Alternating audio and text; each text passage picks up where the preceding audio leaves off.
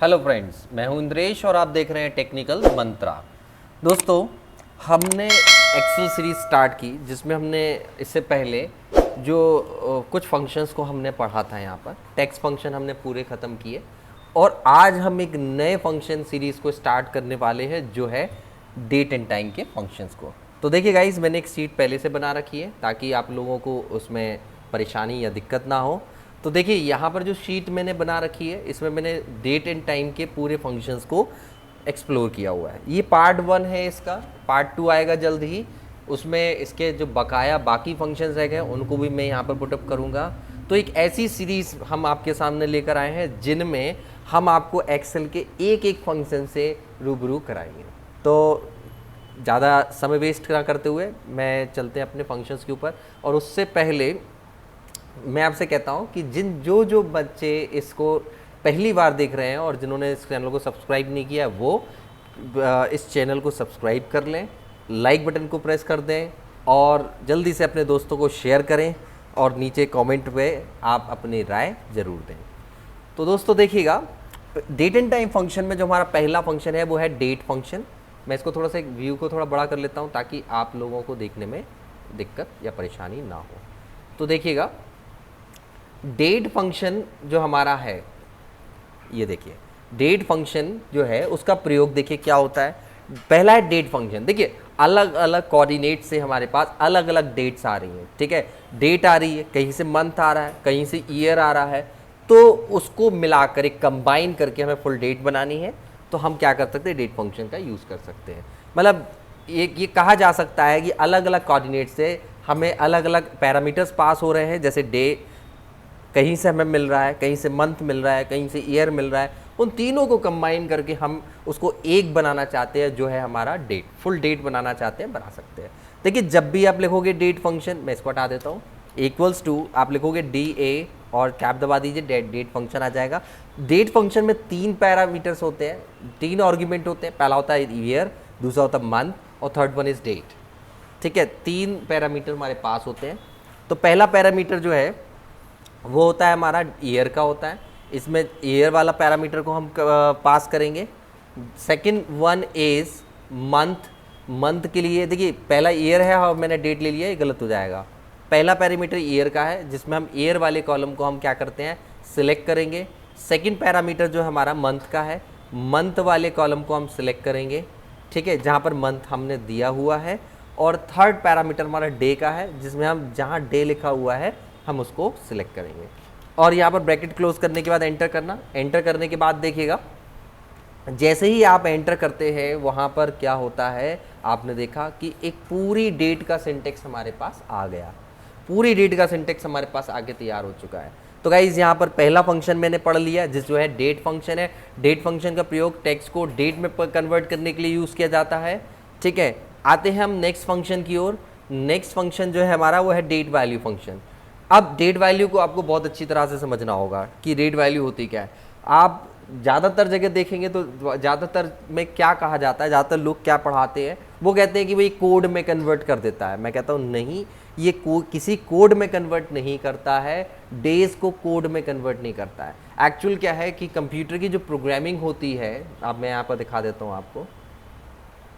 Computer की और click करेंगे, देखिएगा और क्लिक कर देंगे तो कंप्यूटर की अगर आप प्रोग्रामिंग देखोगे तो कहाँ से स्टार्ट होती है, 1900 से, ठीक है ना। कहाँ से स्टार्टिंग है, 1900 से। यानी कंप्यूटर का जो आप कहीं भी करोगे तो 1900 से ही वो लेगा वहाँ पर, ठीक है गाइस, 1900 से वो लेगा। तो अब 1900 से आपको आज की डेट देते हो तो चेक करना है आपको कि 1900, समझिएगा 1900, यानी कि ऐसे ऐसे लिखो 1 तारीख 1वां महीना और 1900 से अब तक, समझिएगा अब तक कितने दिन हो चुके हैं, डेट वैल्यू होती है। 1900 1 जनवरी सन 1900 से आज गिवन डेट पर कितने दिन हो रहे हैं वो आप निकाल सकते हो। जैसे सपोज दैट आप देखिएगा यहाँ पर इक्वल्स टू लगाया मैंने यहाँ पर लिखा डेट वैल्यू फंक्शन लिखा। फंक्शन लिखने के बाद मैं इसी को ही सिलेक्ट कर लेता हूँ और ओके कर देता हूँ। डेट वैल्यू ये नहीं आएगा। एक बात और भी याद रखना आपको कि क्यों नहीं आता है, क्योंकि ये डेट अभी ठीक है, डेट में कन्वर्ट है, उसे एक टेक्स्ट चाहिए। क्या चाहिए? टेक्स्ट चाहिए। अगर आपको उसको टेक्स्ट में अगर आप कन्वर्ट कर दो, कैसे कन्वर्ट करेंगे? अब एक सिंगल कोट्स आपको देना है और एंटर कर देना है। देखिए आ गया, और ये वैल्यू टेक्स्ट में कन्वर्ट हो चुकी है। ठीक है, इसको हटा देंगे, ये टेक्स्ट में कन्वर्ट, टेक्स्ट का कन्वर्सेशन हट जाएगा। तो गाइज यहाँ पर मैंने आपको क्या बताया? मैंने आपको बताया डेट वैल्यू। डेट वैल्यू 1 क्यों आया? क्योंकि 1 दिन मैंने लिया था यहाँ पर, ठीक है ना। तो टोटल मिलाकर अगर जैसे मैं यहाँ पर 5 तारीख कर देता हूँ, मैं आपको यहाँ पर 5 तारीख कर देता हूँ और इसको सिंगल कोट्स में कर देता हूँ, तब यहाँ पर आप देखिए क्या होगा। तब यहाँ पर देखिए मैं सिंगल कोट्स ले लेता हूँ और जाएगा,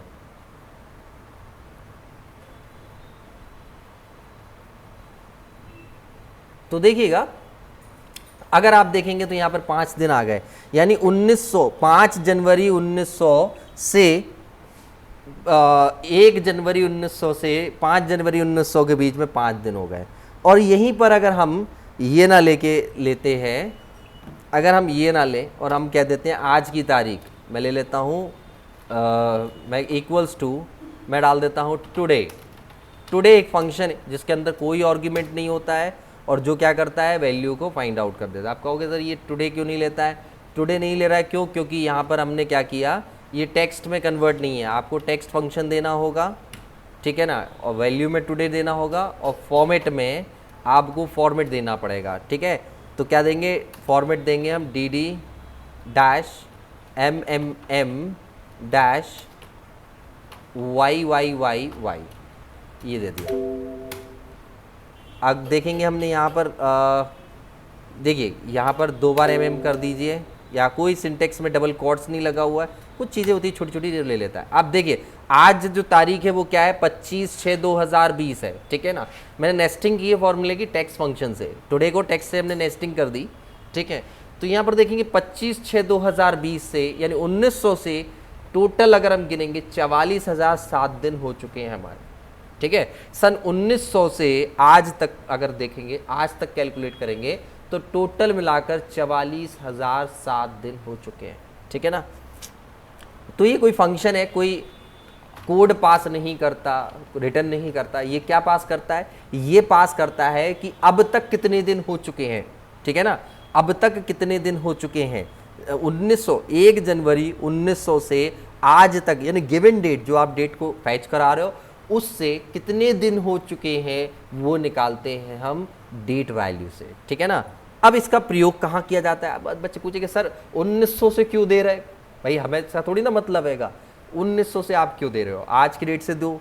तो वो भी मैं आपको बता देता हूँ, ये इसका जो यूज़ किया जाता है वो कैसे किया जाता है। सपोज दैट मैं एक पॉलिसी होल्डर हूँ, मैं क्या हूँ, एक पॉलिसी होल्डर हूँ, और मैंने उसकी एक ड्यू डेट रख दी है। जैसे ड्यू डेट में यहाँ पर सन 2021 डाल देता हूँ, ठीक है, सन 2021 डाल देता हूँ, ठीक है। यानी मेरी पॉलिसी 12/6/2021 को एक्सपायर हो जाएगी या लैप्स हो जाएगी, ठीक है। तो अब हमें निकालना है कि कितने दिन बकाया हैं। देखो भाई क्या होता है, आप कहीं जा रहे हो, आप सपोज दैट आप एक एजेंट हो पॉलिसी के, और आपके अंडर में सपोज दैट 10,000 पॉलिसीज़ हैं, और आपको उनका डिटेल रखना है कि भाई कौन सी पॉलिसी एक्सपायर हो रही है, ठीक है। इसमें कंडीशनल फॉर्मेटिंग भी दे सकते हो कि जैसे मान लीजिए 200 दिन हैं तो वो ग्रीन जोन में है, ठीक है। जहाँ अगर आ जाए 100 दिन के अंदर आ जाए तो रेड जोन में हो जाएगा या ऑरेंज जोन में हो जाएगा, और जैसे ही वो 50 दिन के अंदर हो जाए वो, या 20 दिन के अंदर हो जाए वो रेड जोन में हो जाएगा। अब हम क्या करते हैं, जब लिस्ट खोलते हैं और हम देखते हैं कि कितने दिन बचे हुए हैं, समझ रहे हो ना बात को, कितने दिन जो रेड जोन में आ गए उनको तुरंत कॉल करो, सर आप अपना प्रीमियम करा लीजिए, ठीक है ना। तो मैं आपको इसका यूज़ भी बता रहा हूँ कि कैसे इसका यूज़ करेंगे और कैसे इसको निकालेंगे, वो आप ध्यान रखिएगा। अगर आपको डेज लैप निकालना है, यहाँ पर देखिए टोटल वैल्यू, अभी मैंने ऊपर टुडे फॉर्मूला बताया था। टुडे फॉर्मूला क्या होता है, आज की डेट निकालने के लिए फॉर्मूला यूज़ करते हैं। आप इक्वल टू लिखोगे, टुडे लिखोगे, ब्रैकेट लगाओगे, एंटर कर दोगे, जो सिस्टम के अंदर डेट होगी, जैसे आज की डेट है 25/6/2020, तो आज की डेट 25/6/2020 हमें देखने को यहाँ पर मिल जाएगी। वैसे ही यहाँ पर देखेंगे हम, यहाँ पर अगर हम क्या करते हैं, हम डेट वैल्यू निकालते हैं और टुडे से माइनस कर देते हैं, तो हमें टोटल दिन निकल आएंगे कि कितने दिन बकाया हो चुके हैं। बात समझ में आ गई ना। हमने क्या किया, हमने डेट वैल्यू निकाला, उसमें से माइनस कर दिया टुडे को, ठीक है ना। यानी आज तक कितने दिन हो रहे हैं, समझिएगा बिल्कुल ध्यान से, आज तक कितने दिन हो रहे हैं और टोटल कितने दिन हो रहे हैं, माइनस कर दिया, हमें गैप निकल आएगा, कितना गैप बचा हुआ है हमारे पास, ठीक है ना। तो इस तरीके से हम निकाल सकते हैं। अब देखिए डेट आ रही है यहाँ पर, अब इसको डेट एंड टाइम के फंक्शंस को हटाकर जनरल में कन्वर्ट कर दीजिए, यानी पॉलिसी एक्सपायर होने में 352 डेज बचे हैं। कितने बचे हुए हैं, 352 डेज बचे हुए हैं। और आज की तारीख है 25/6, मैं इसे 28/6 कर देता हूँ, 28/6/2020 कर देता हूँ, एंटर करता हूँ। देखिए 3 दिन बचे हैं मेरी पॉलिसी एक्सपायर होने में, ठीक है ना। तो यहाँ पर इस तरह से मैं इसका अपन लोग फॉर्मूले को यूटिलाइज भी कर सकते हैं। तो गाइज ये था हमारा डेट वैल्यू फंक्शन, उम्मीद करता हूँ पसंद आया होगा आपको। आगे बढ़ते हैं नेक्स्ट फंक्शन की ओर, जो कि है हमारे 3 फंक्शन है जिनका एक पेयर है, जिसे बोलते हैं पहले डे, मंथ और ईयर। देखिए कभी कभी क्या होता है, पूरी डेट में से हमें सिर्फ और सिर्फ डेट की ज़रूरत, ये डे की ज़रूरत होती है, या पूरी तारीख में से हमें मंथ निकालना होता है, पूरी तारीख में से ईयर निकालना होता है। तब वहाँ पर क्या करते हैं, सपोज दैट कीजिए, देखिए मैं यहाँ पर आपको करके दिखा देता हूँ। एक मैं यहाँ पर तारीख डाल देता हूँ, जैसे 25/5, या फिर मैं यहाँ पर एक तारीख डाल देता हूँ 18/05/1990, ठीक है। और एक तारीख में यहाँ पर डाल देता हूँ जो कि आज की तारीख होगी, जिसको बोलेंगे पहले टुडे, जो कि आज की तारीख को देगा, ये दिखा दिया। अब हमें देखना है कि ये व्यक्ति, इसमें से हमें ईयर को निकालना है, तो दोनों में से ईयर को निकाल देंगे। हमने लिखा ईयर, सीरियल नंबर पास करना है यहाँ से, ठीक है। एक बात बिल्कुल ध्यान रखिए, पहले अपन लोग क्या करेंगे, ज़्यादा वाले को लेंगे और माइनस कर देंगे, ठीक है ना। ये अपन ने निकाल लिया, तो 2020 है इसका ईयर, कितना है, 2020 है इसका ईयर है, ठीक है। और इसी को हम F2 करेंगे और माइनस कर देंगे, फिर डाल देंगे ईयर, और यहाँ पर हम क्या कर देंगे, इसको ले लेंगे। अगर आप देख रहे होंगे कि 2020 और 18 से ये बंदा कितने साल का है, 30 साल का है। हमने यहाँ पर किसका यूटिलाइज किया, ईयर का यूटिलाइज किया। किसका यूटिलाइज किया हमने, ईयर का यूटिलाइज कर दिया। हमें पता चल गया बंदा 30 साल का हो गया, ठीक है ना। बंदा कितने साल का हो गया, बंदा 30 साल का हो गया, ठीक है।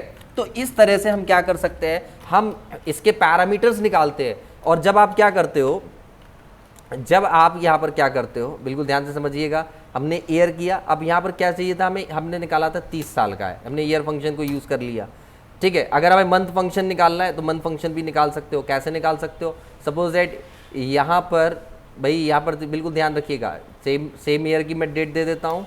मैंने डेट दे दी 18/5/90 था, और मैंने यहाँ पर दे दिया 20/7/1990, मैंने ये दे दिया।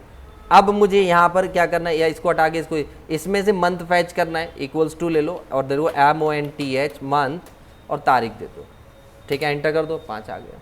आप इस तरह से क्या कर सकते हो, इसके अंदर जो मंथ है वो एक्सट्रैक्ट हो जाएगा। मैंने यहाँ तारीख दी हुई है 25/4/2020। अब यहाँ पर देखिए डे का फॉर्मूला लगाया, यहाँ दिन निकल के आ गया, यहाँ मंथ का फॉर्मूला लगाया, यहाँ मंथ निकल के आ गया, और यहाँ ईयर का फॉर्मूला लगाया, यहाँ ईयर हमें मिल चुका है, ठीक है ना। तो इस तरह से क्या करते हैं, हम तीनों को अलग अलग पृथक कर लेते हैं, कि डेट अलग कर लेते हैं, मंथ अलग कर लेते हैं, ईयर अलग कर लेते हैं, ठीक है। तो गाइस ये फॉर्मूला बिल्कुल समझ में आ गया होगा, ठीक है। मैं आगे नेक्स्ट फॉर्मूले पे बढ़ता हूँ, जो कि ये डे 360, ठीक है। क्या है, डे 360।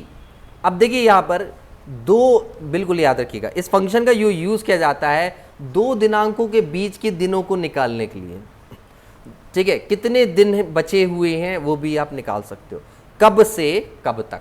2 डेट आपको देनी है यहाँ पर, और 2 डेट कैसे देंगे, देखिएगा यहाँ पर, जैसे यहाँ पर लिखा, पहला लिखा हुआ 12/3/2020, और ये 23/7/2020 लिखा हुआ है। तो गाय यहाँ देखिएगा 4 महीने अप्रॉक्सीमेटली हो रहे हैं, ठीक है ना। और कितने दिन हो रहे हैं टोटल मिलाकर, मैंने डेज 360 लिखा। डेज 360 में पहला आर्गुमेंट क्या है हमारा, पहला आर्गुमेंट जो है वो date find out, start date है, एंड डेट है, ठीक है ना। तो यहाँ पर देखिएगा इस तरह से हम लोग ले सकते हैं इसको। आप date and time long date के फंक्शन में कर दीजिए तो यहाँ पर आ जाएगा, और अपन को क्या निकालना है, डेज निकालना है। जनरल कर दीजिए, यहाँ पर पैरामीटर चेंज हो गया इसलिए ये दिक्कत करने लगा है। चलिए मैं पैरामीटर चेंज कर देता हूँ फिर से। पहला पैरामीटर जो हो गया और दूसरा पैरामीटर ये हो गया, आप देखिए 131 डेज हो गए। तो टोटल मिलाकर इस तारीख के बीच में 131 दिन है। अगर आप चेक करना चाहते हैं, 23/7/2020 लिया था मैंने, यहाँ पर मैं लेता हूँ 14/3/2020 लेता हूँ, देखिए 12 से 14 कितने दिन हो गए, 2 दिन हो गए, 12 से 14 2 दिन हो गए।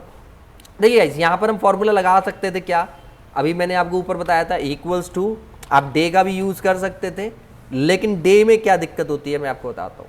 जैसे सपोज दैट आपने इसको लिया और ब्रैकेट बंद किया, माइनस किया, डे किया और इसको यूज़ किया, देखिए वो निकाल के तो दे देगा, देखिए सेम मंथ में होगा तो दे देगा, क्योंकि वो क्या करेगा यहाँ से 14 निकालेगा, यहाँ से 12 निकालेगा, माइनस कर देगा। लेकिन यहाँ पर देखिए, यहाँ पर अगर तीसरा मंथ है, यहाँ पर अगर चौथा मंथ होगा तो भी वही निकाल के देगा जो निकाल रहा है, वो मंथ को कैलकुलेट नहीं कर सकता, याद रखिएगा। मैं यहाँ 4 देता हूँ तो भी यहाँ निकालते हैं, वो 32 दिन हो गए लेकिन यहाँ पर 2 दिन हो गए, ठीक है ना, यहाँ पर 32 दिन, यहाँ पर 2 दिन हो चुके हैं। तो देखिए इस तरह से हम यहाँ पर इस फॉर्मूले का यूज़ नहीं कर सकते हैं, ठीक है ना। तो देखिएगा ऊपर मैंने यहाँ पर भी निकाला, ईयर निकाला था, लेकिन उसमें क्या था, ईयर से कोई बड़ी यूनिट नहीं है, इसलिए हमने इसको ईजिली शॉर्ट आउट कर लिया। चलिए नेक्स्ट हम आते हैं ई डेट पर आते हैं। देखिएगा ई डेट फंक्शन का जो यूज़ किया जाता है वो किसी कोई भी डेट होती है उसमें से महीने की बाद की तारीख देख सकते हैं। देखिए बिल्कुल ध्यान से समझिएगा, आप कैसे निकाल सकते हो, पर्टिकुलर महीने बाद देखना है। जैसे सपोज दैट आपका ट्रिप लगना है 2 महीने बाद और आपको देखना है कि भाई उस तारीख को कौन सा दिन है, ठीक है, आज से 2 महीने बाद कौन सा दिन पड़ रहा है, आज से 4 महीने बाद कौन सा दिन है, आज से 10 महीने बाद कौन सा दिन है। तो अगर आपको किसी पर्टिकुलर महीने के बाद आपको दिन देखना है तो कैसे देखेंगे आप ई डेट फंक्शन के थ्रू देख सकते हो, ठीक है ना। ई डेट फंक्शन आप जब यूज़ करेंगे, उसका यूज़ करने का तरीका मैं बता देता हूँ। आपको डेट लिखनी है, मंथ लिखना है और यहाँ पर देखिएगा ई डेट फंक्शन लेना है। ई डेट फंक्शन जब आप लोगे तो ई डेट में 2 आर्ग्यूमेंट या 2 पैरामीटर पास होंगे। पहला पैरामीटर जो है वो है डेट, स्टार्ट डेट का और मंथ का। स्टार्ट डेट यानी कब से आपको कैलकुलेट कराना, और मंथ यानी कितने महीने बाद की तारीख आपको चाहिए। जैसे ही आपने यहाँ पर लिया, बिल्कुल ध्यान समझिएगा, जैसे ही आपने यहाँ पर लिया और एंटर कर देते हैं तो यहाँ पर बता देता है, देखिए 12/5/2020 है और यहाँ पर देखो 5 के बाद 6 और 7 2 महीने हो जाएंगे, 7वां मंथ जुलाई होता है, 12/7/2020 को संडे पड़ रहा हमारा। तो यहाँ पर वो ईजिली आपको बता देगा कि कौन सा मंथ, 4 महीने बाद की डेट वो निकाल देगा, 2 महीने बाद की डेट निकाल देगा, जो भी n मंथ देते हो आप उसकी डेट निकाल के देगा। आप 100 मंथ का हो गए, वो 100 मंथ भी निकाल के देगा। देखिए जब भी पैरामीटर चेंज करो, यहाँ पर कोई दिक्कत आती है आप बिल्कुल इसको यहाँ से चेंज कर सकते हो। देखिए यहाँ पर जो डेट ली है हमने, लॉन्ग डेट है, अगर लॉन्ग डेट नहीं आती है तो मोर पे जाकर आप यहाँ से कस्टम कर लीजिए डेट टाइम फंक्शंस में और कोई भी एक डेट पैरामीटर सेलेक्ट कर सकते हो, क्योंकि जो सेल सेलेक्ट है उसी पे ही काम होता है, ये बिल्कुल याद रखिएगा आप। ये देखिएगा एक्चुअली क्या होता है, कभी कभी सेल में अगर टेक्स्ट ज़्यादा आ जाता है तो भी वो क्या होता है, हैश एरर दे देता है। तो देखिए ट्यूसडे पड़ेगा, 12 सितंबर 2028 को पड़े आज, यानी इस तारीख से अगर हम देखेंगे 100 दिन बाद, 100 महीने बाद 12 सितंबर 2028 पड़ेगा, जिसका जो दिन होगा वो ट्यूसडे होगा, ठीक है ना। तो आप हर कैलकुलेट ईजिली कर सकते हो। तो गाइस आगे बढ़ते हैं अपन लोग, नेक्स्ट फंक्शन की ओर बढ़ते हैं। ई डेट हो गया, इसके बाद आता है ई ओ मंथ आता है। ई डेट के बाद क्या आता है, ई ओ मंथ आता है, जिसे एंड ऑफ मंथ बोलते हैं हिंदी में, या फुल फॉर्म बोलते हैं एंड ऑफ मंथ फंक्शन बोलते हैं। तो यहाँ पर एंड ऑफ मंथ फंक्शन जो है वो कैसे यूज़ करेंगे वो यहाँ पर बिल्कुल ध्यान रखिएगा। पहली चीज़ आपको सीखना है ये करता क्या है। अभी हमने बोला 2 महीने बाद की तारीख निकाल दो, तो निकाल दी लेकिन 2 मंथ के बाद लास्ट तारीख क्या होगी उस महीने की वो आपको बताना है आपको। जैसे देखिएगा मैंने यहाँ पर 12/5/2020 ले लिया, ठीक है ना, और मैंने यहाँ पर 2 महीने ले लिए, 2 महीने यानी 5वां महीना है, जुलाई आ जाएगा, लेकिन जुलाई की तारीख जो आएगी उस मंथ का अंतिम दिन आपको निकाल कर देगा, उस मंथ का अंतिम दिन निकाल के देगा। होता क्या है, कभी कभी एम्प्लॉयज़ के लिए बहुत ज़रूरी हो जाता है कि मंथ लास्ट फाइंड आउट करना, कि 31 का डे है कि 30 का डे है कि 28 का है या 29 का है। भाई हमें भी तो निकालना पड़ेगा कि लास्ट क्या है, आपको लास्ट निकालना पड़ेगा। तो ये लास्ट निकाल के देता है उस मंथ का लास्ट क्या होगा, ठीक है। तो देखिएगा अब जैसे सपोज दैट यहाँ 2 महीने बाद लिया था, मैं 8 महीने बाद देता हूँ, जनवरी आ गया, जनवरी में 31 दिन होते हैं, और फरवरी में देखिएगा अब 2021 में जो होंगे वो 28 दिन आएंगे, समझ गए ना बात को। यहाँ पर मैं यहाँ पर 23 लेता हूँ, देखिए अप्रैल आ गया 2022 का। मैं यहाँ पर 22 लेता हूँ और यहाँ पर 21 लेता हूँ, देखिए 28 आ गया, ठीक है ना। मैं यहाँ पर 30 लेता हूँ, देखिए नवंबर आ गया। 33 लेता हूँ तो देखेंगे अपन फरवरी, ये भी 28 आ गया। और यहाँ पर 45 लेता हूँ, अब देखिए 29 फरवरी आ गया। अगर आप यहाँ पर बिल्कुल गौर से देख पा रहे होंगे तो यहाँ पर कितना आ गया, 29 फरवरी आ गया, ठीक है ना।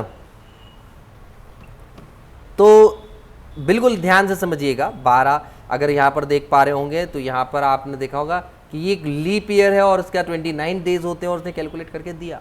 तो मंथ का लास्ट डेट आपको निकाल कर देगा, ठीक है। कौन सा हमारा फंक्शन है, EO मंथ फंक्शन। आगे बढ़ते हैं और आगे एक सीरीज है, पूरा फंक्शन है। 3 फंक्शन होते हैं जो कि बिल्कुल एक ही तरह से काम करते हैं, आर, मिनट और सेकंड। आर घंटे के लिए होता है, मिनट निकालने के लिए होता है, सेकंड के लिए होता है। देखिए कंबाइंड डेट है, अलग अलग पैरामीटर से आपके पास आ रही है। उस पैरामीटर से अगर आपको क्या करना, आप चाहते हो उस पैरामीटर से आप चाहते हो कि हमें डेट को क्या करना है, एक्सट्रैक्ट करना है, टाइम को एक्सट्रैक्ट करना है। जैसे मैंने यहाँ पर देखो टाइम ले लिया 9:54 है सॉरी। तो देखिएगा आप चाहते हो उस 9:54 से समय निकल कर आ जाए, इस 9:54 से आपका समय एक्सट्रैक्ट होके आ जाए। तो क्या करेंगे, हम फंक्शन लगाएंगे r is equals to r A57। तो क्या होगा, A57 सेल में जो भी टाइम होगा उसमें से जो भी उसका घंटे का फॉर्मेट यानी कि आवर्स का फॉर्मेट होगा वो निकल के आएगा। आप यहाँ पे इक्वल्स टू मिनट लगा कर देंगे, मिनट निकल के आएंगे, और इक्वल्स टू सेकंड निकाल के आएंगे, सेकंड आएंगे। मैंने यहाँ पर डेट देखिए, डेट लिया था यहाँ पर मैंने आपको मैं ले लेता हूँ 24 सेकेंड्स ले लेता हूँ। तो आप देखेंगे यहाँ पर सेकंड की जगह पर कितना आ गया, 24 आ गया। कभी कभी क्या होता है, टाइम एक्सट्रैक्ट करना होता है, टाइम में से हमें निकालना होता है। जैसे किसी को हम घंटे के हिसाब से पेमेंट कर रहे हैं, किसी को मिनट के हिसाब से पेमेंट कर रहे हैं, ओवरऑल वहाँ पर हम ये चीज़ों को निकाल सकते हैं, ठीक है ना। नेक्स्ट फंक्शन की ओर बढ़ते हैं। नेक्स्ट फंक्शन है हमारा नेटवर्क डेज। भाई ये फंक्शन है, जो ये फंक्शन है बिल्कुल आपको बिल्कुल अच्छी तरह से सीखना होगा। क्या होता है नेटवर्क डेज, क्या होता है तो देखिएगा नेटवर्क डेज पढ़ेंगे सॉरी। तो नेटवर्क डेज में का जो प्रयोग होता है वो कार्य दिवस को गणना करने के लिए होता है, यानी कि वर्किंग डेज निकालने के लिए होता है। आप किसी ऑर्गेनाइजेशन में काम कर रहे हैं और वहां पर आपको देखना है कि भाई हमें कितने दिन काम करना है। याद रखिए फंक्शन कैसे काम करता है वो मैं आपको थोड़ा सा यहाँ पर बता देता हूँ। जैसे आपको पता है कि एक साल में कितने दिन होते हैं, 52 डेज होते हैं। कितने दिन होते हैं भाई, सॉरी कितने वीक होते हैं, 52 वीक्स होते हैं, ठीक है। हर वीक में कितने दिन होते हैं, 7 दिन होते हैं, ठीक है ना। यही अपन लोग करते हैं। हर वीक में कितने दिन होते हैं, 7 दिन होते हैं। अगर मैं यहाँ पर इन दोनों का मल्टीप्लाई कराता हूँ तो 364 दिन हमें देखने को मिल गए। और लीप ईयर में 365 होते हैं और 2020 भी एक लीप ईयर है, ये आपको याद रखना है, ठीक है ना। तो फिर इसमें +1 हो जाएगा, ठीक है। तो 365 हो जाएगा। अब मुझे क्या करना है, ये कैसे निकालेगा। देखिए वो कहता है कि हर पूरे हफ्ते में, वीक में 2 दिन की छुट्टी होती है। 2 दिन की छुट्टी होगी तो यहाँ पर क्या करेंगे अपन लोग 2 दिन अपन लोग यहाँ से हटा देंगे। कैसे हटाएंगे देखिएगा, मैं यहाँ पर 5 दिन कर देता हूँ। तो कितने दिन हो गए, 260। कितने दिन हो गए यहाँ पर, 260 दिन हमें देखने को मिल गए, ठीक है, क्योंकि हम हफ्ते में 5 दिन काम कर रहे हैं, ठीक है ना। तो देखिएगा 260 दिन हमने यहाँ पर कैलकुलेट कर दिए, ठीक है। अब देखिए यहाँ पर वो यही काउंट करेगा कि हर वीकेंड में 2 दिन के ऑफ लेकर काम करेगा जो कि लीप ईयर है उधर 262 कैलकुलेट करके दिया है। यहाँ पर एक दिन लीप ईयर का दिया, यानी एक दिन लीप ईयर का दे दिया, और एक दिन जो है वो यहाँ पर तारीख से आ गया, क्योंकि 1 तारीख से लगाया, 31 पर हमने यहाँ पर दे दिया, ठीक है ना। तो याद रखिएगा इस तरह से कैलकुलेट किया। अगर हम जनवरी से दिसंबर तक कैलकुलेट करते तो कोई दिक्कत नहीं थी। यहाँ पर हमने कहाँ से कैलकुलेट किया, यहाँ पर हमने अप्रैल से और मार्च तक, 31 मार्च तक यहाँ पर हमने लिया, इसलिए यहाँ पर एक दिन का यहाँ पर हमें देखने को मिल गया, ठीक है।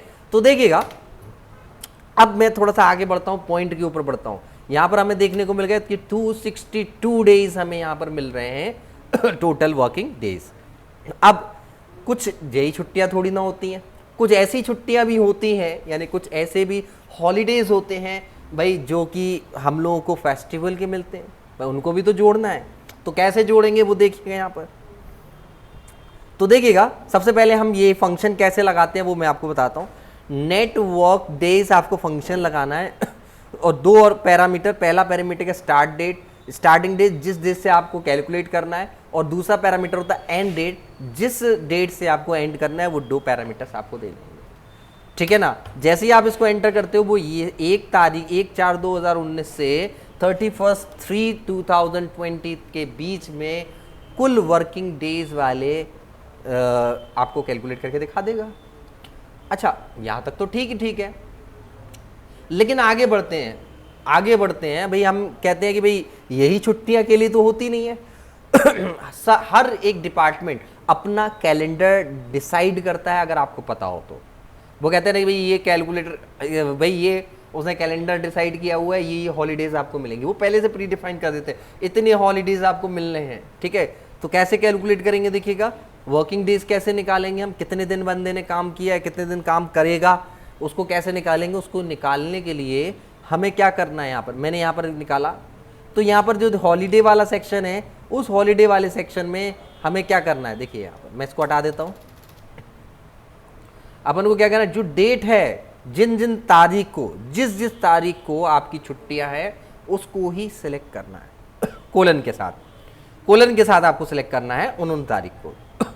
तो एंटर करेंगे 2 दिन। अब आप कहोगे सर ये तो 3 तारीख है, ये 2 दिन क्यों? क्योंकि मैंने 1 तारीख संडे की ले रखी है। मैं इसे कर देता हूँ, रमजान कर देता हूँ, ठीक है ना। तो मैंने कहा ये तारीख जो है वो संडे की है, और ये छुट्टियां जो मिली हुई है वो संडे तो निकाल कर ही है। तो अगर ये संडे को पड़ रहा है तो इसकी छुट्टी ऑलरेडी हो चुकी है, इसलिए इसको कैलकुलेट नहीं किया उसने। मैं यहाँ पर 19 की जगह देखो 20 कर देता हूँ, और यहाँ देखिए 260 है और 259 आ गया। इस छुट्टी को भी उसने कैलकुलेट कर दिया, क्योंकि वो संडे नहीं है, अब मंडे है। अगर मैं इसको 19 कर देता हूँ, मैं 19 कर देता हूँ, 19/5, तो देखिएगा यहाँ पर 19 कर दिया, 260 हो गया।